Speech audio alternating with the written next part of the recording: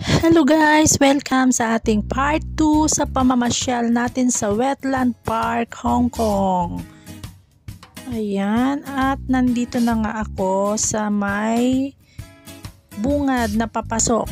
Ayan, pwede ka magpa-picture dyan, sisend nila sa Google mo.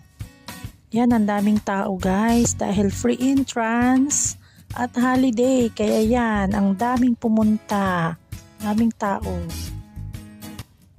Ito na nga at sinimulan ko na nga mag-video ng mga magagandang views nila dito, mga display, mga animals. Meron silang tiger. Tiger ba yan? Oo. Meron silang shark. Meron silang turtle. Ito, meron din silang mga bird. Dog ba yan o wolf? Meron silang deer.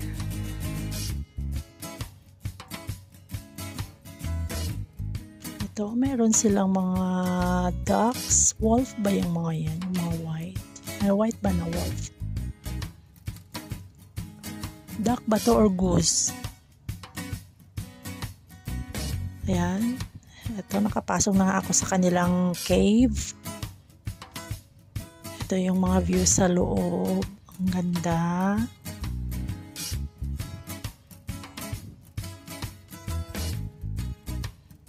O diba parang fantasy world lang.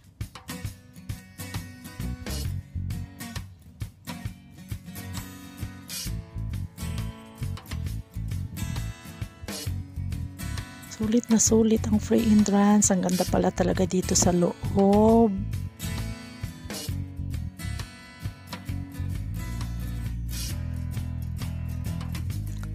Uy, nagulat ako. Muntik akong tumakbo. Akala ko, totoo siyang ahas guys, pero nasa loob ng aquarium, nasa loob ng salamin, kaya pwede ko siyang hawakan. Ayan, pwede ko nang i-conquer yung takot ko sa ahas.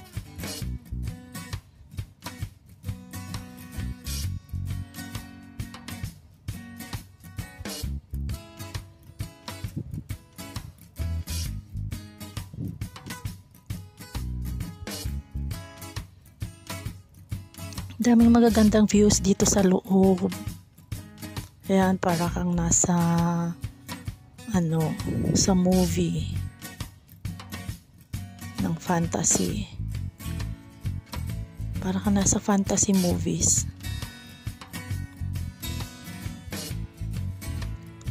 Kaya kahit sobrang layo ng binyahe ko para marating to, sulit na sulit.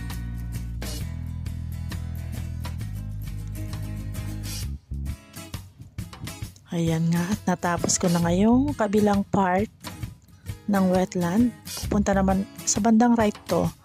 Pupunta naman ako doon sa may bandang left. Yung mahabang tulay, ayan. Sobrang haba niyan, paikot-ikot. Sobrang init ng araw. Sunog na sunog ako dito kasi hindi ako nakapag-sunblock. Hindi ko naman akalain sobrang init pala itong wetland. Tirik na tirik yung araw, kaya nga nakapayong sila. Buti na lang may dalhin akong payong. Ayan yung mga lotus. Mga water lily lotus. Nakakain yung niyan. Yung tawag na? Yung ugat niya ba? Yung crop niya. Ayan. Ito pala sila nagtatanim ng lotus. Ito yung lake na pinagtataniman nila ng lotus. Sarap yung lotus sa soup. Matatanda na yung ibang lotus kasi brown na yung dahon. Syempre, picture muna ako para naman masulit ko yung pagpunta ko dito. Di kumpleto yung pagpunta ko dito pag walang picture. Ayan. Mag-isa ko lang palang pumunta dito, pero para-paraan lang yan para makapagpa-picture. O diba? Feel na feel. Sobrang haba ng dito, yung tulay. Di ko alam kung gaano kahaba, basta paikot-ikot siya. Siyempre napagod ako, may nakita akong bahay.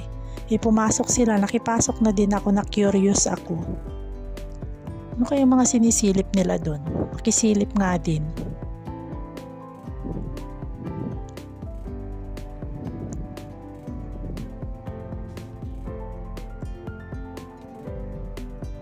Wala naman. Ano kaya yun? Baka yung mga birds. Ayun, yung mga birds. Kaya pala nagti-telescope sila para makita yung mga birds. Ayun, umalis na. May umakyat na bata. Ano kaya gagawin doon sa taas? Sundan ko nga. Curious nga ako anong meron doon. Ilang floor kaya to? Ito yung first floor. Dami din palang tao dito. Same din yung ginagawa. Tinitingnan nila yung lake. Second floor.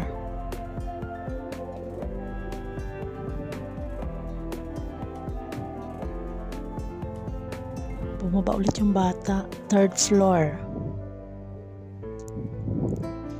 Ito na yung pinakalas na floor. Uy, bakit puti? Nasa langit na ba ako? Ito pala yung tanawin dito. Nakikita pala yung kabilang part ng Hong Kong. Yun yung Kowloon. Yung sa kaliwa ang Central. Yung sa kanan Kowloon. At nandito ako sa dulo, sa New Territory. At ituloy na nga natin yung ating paglalakad dito sa napakahaba-habang tulay. Napaikot-ikot. Parang roller coaster. Dami kong nakakasalubong, mag-isa ko lang yata papunta doon. Ano yung tinitignan nila? Ay, isda. Daming isda.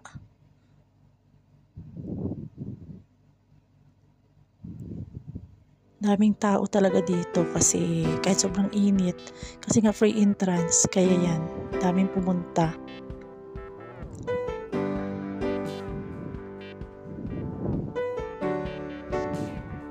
Ang ganda dito. Napaka-fresh ng hangin. Ito sa New Territory talaga puro mga ganito yung mga views. At syempre, dahil kailangan ko nang umuwi, halos 3 oras ko na dito. Dahil susunduin ko pa si Amo. Mamaya alas 7 sa church, alas 5 na bibiyahe pa ako. Picture muna bago umuwi para sulit. Ayan. Nasa tren na ulit ako, pabalik na ako ng Central. Hihintay lang ng tren.